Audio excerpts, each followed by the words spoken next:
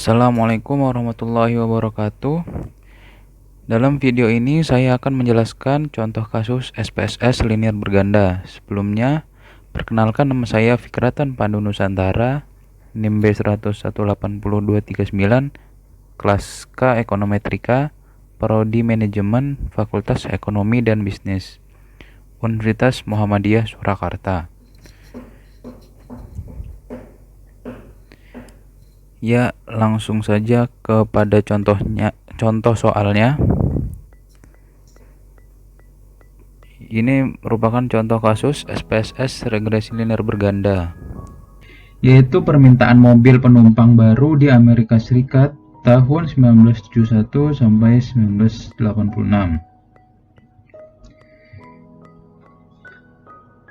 Y di sini Y sama dengan mobil penumpang baru terjual dalam ribuan, tidak disesuaikan musiman.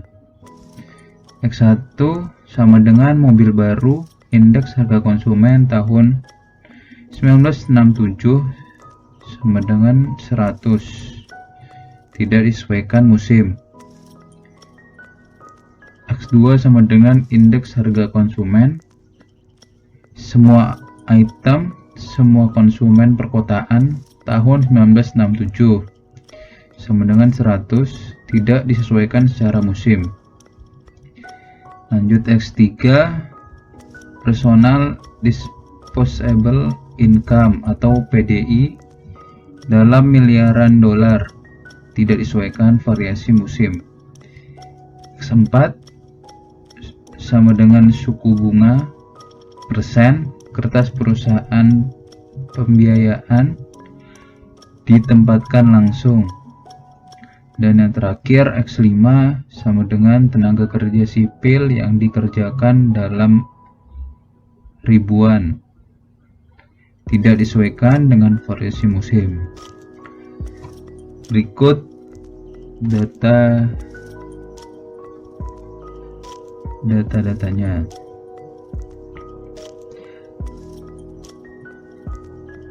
Langsung ke SPSS. Di sini saya menggunakan aplikasi SPSS versi 20. Langsung saja.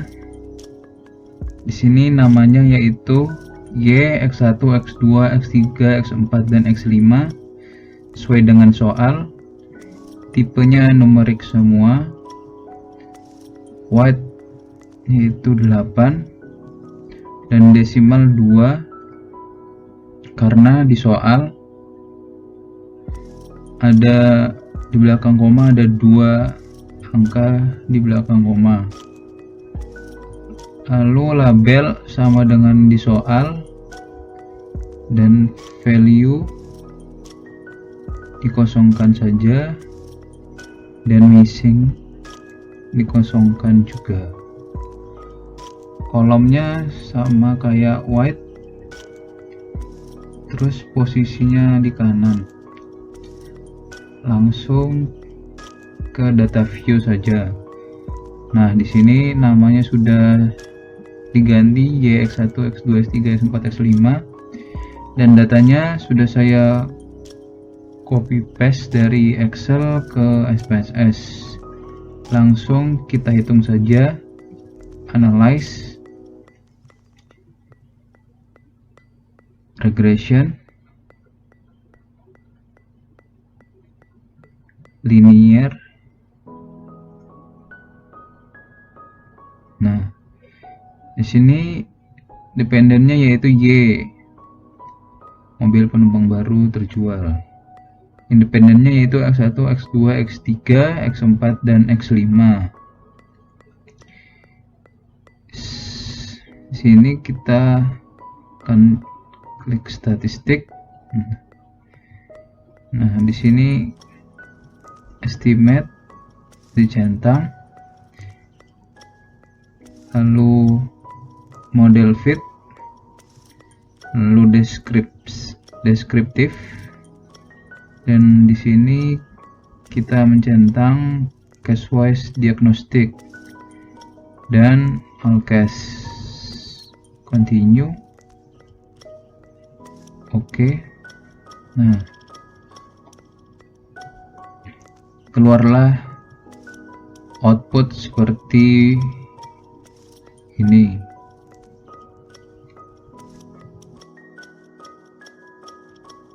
Yang pertama yaitu descriptive statistik yang memuat mean atau data rata-rata, standar deviasi, dan n jumlah data. Yang pertama yaitu Y, mobil penumpang baru terjual dalam ribuan.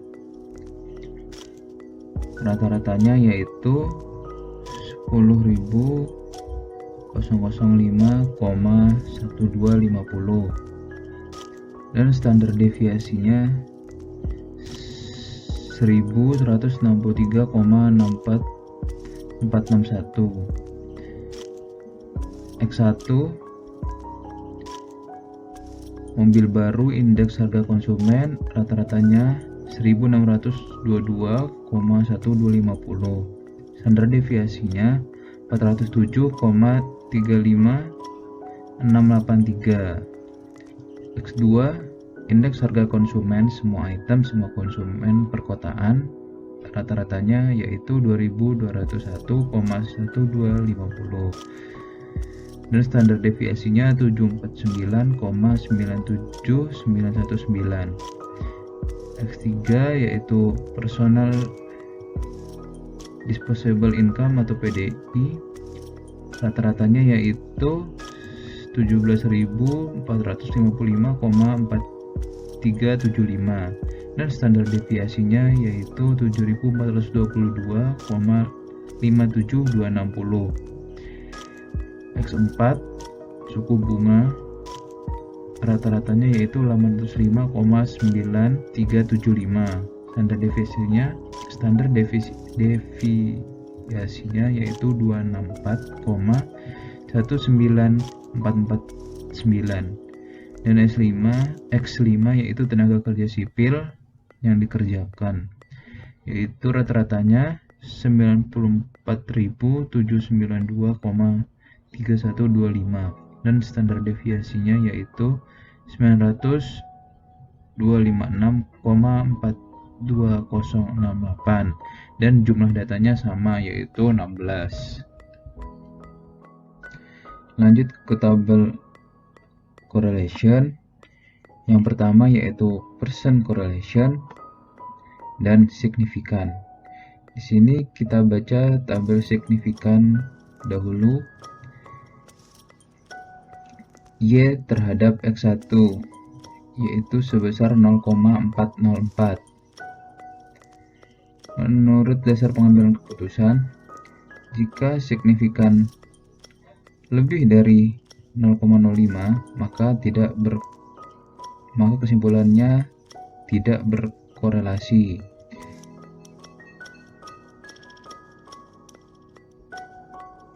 Lanjut ke Y terhadap X2, signifikannya yaitu 0,361. Menurut dasar keputusannya pula 0,361 lebih besar daripada 0,05 sehingga tidak berkorelasi. Lanjut ke Y terhadap X3 sama yaitu lebih besar daripada 0,05 maka Y terhadap X3 tidak berkorelasi. Y terhadap X4 karena nilai signifikan Y terhadap X4 yaitu 0,015 maka nilainya kurang dari 0,05 sehingga Y terhadap X4 berkorelasi, dan Y terhadap X5 yaitu 0,436 karena lebih dari 0,05, maka dapat disimpulkan tidak berkorelasi. Lanjut ke Pearson correlation. Karena X1, X2, X3 tidak berkorelasi, sehingga tidak perlu menentukan pedoman derajat hubungannya.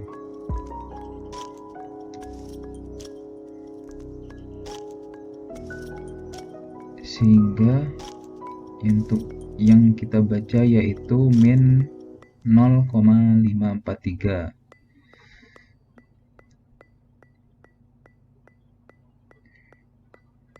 Menurut pedoman derajat hubungan, 0,543 itu berada di sini, berarti korelasi kuat, dan tanda minus itu berarti jika X1 lebih tinggi maka Y1 nya lebih rendah, dan sebaliknya.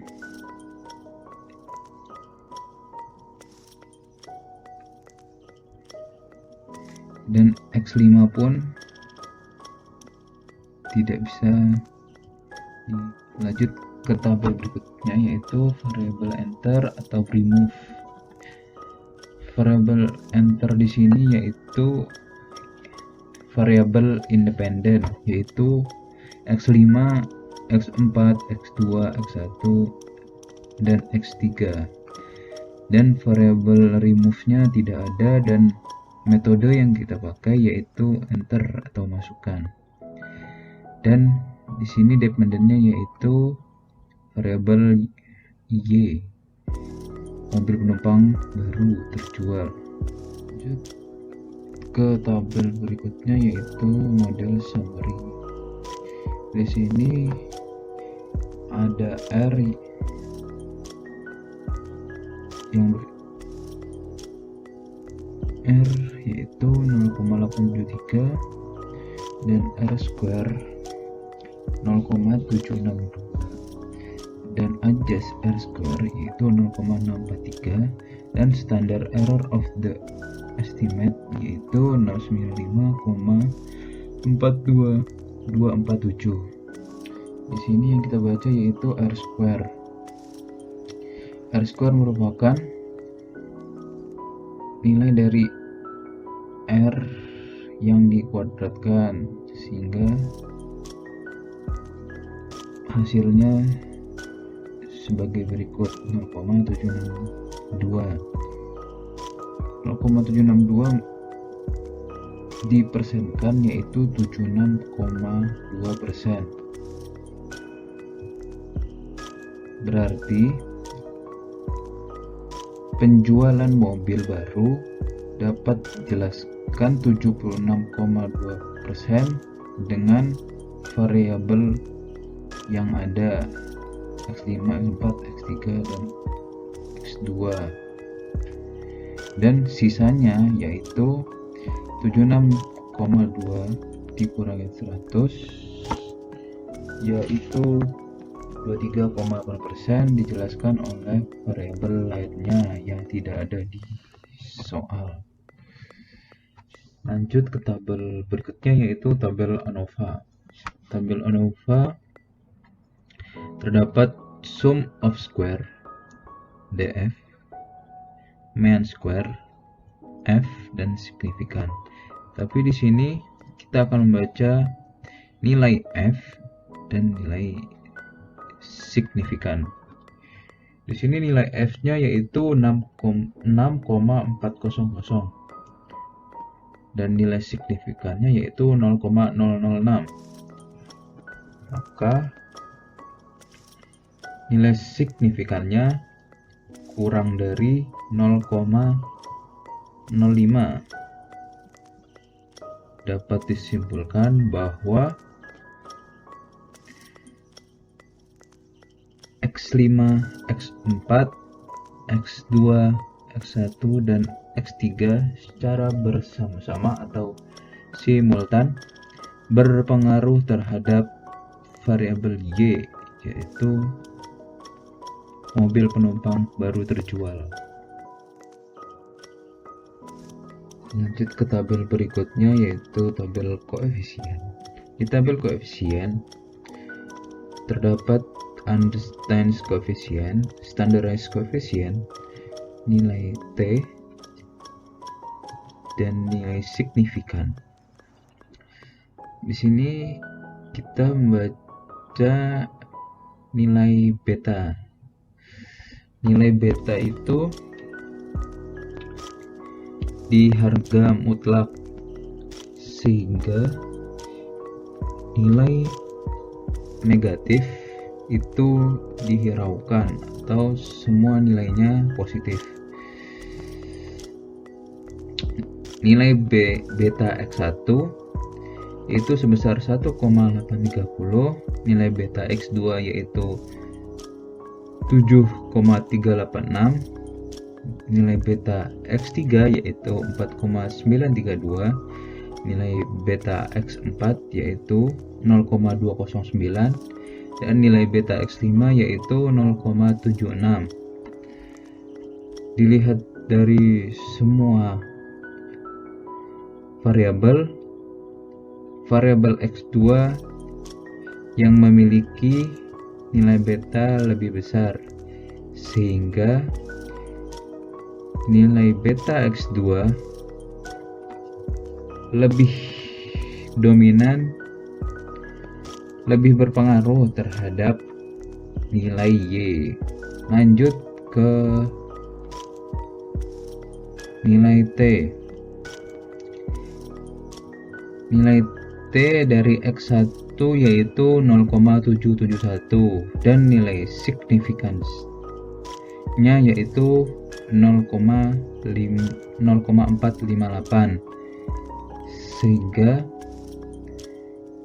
lebih besar daripada 0,05. Maka dapat disimpulkan bahwa X1 secara parsial atau sendiri-sendiri tidak berpengaruh terhadap Y, maka H1 ditolak. Lanjut ke X2, nilai T-nya yaitu min 2,129 dan nilai signifikannya yaitu 0,59. Sama ditolak juga.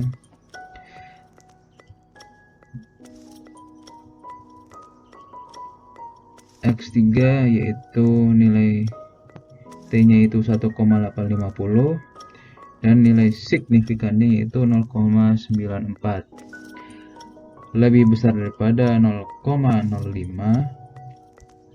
Maka nilai X3 secara parsial atau sendiri-sendiri tidak berpengaruh terhadap nilai Y atau H1 ditolak. Lanjut ke X4 yaitu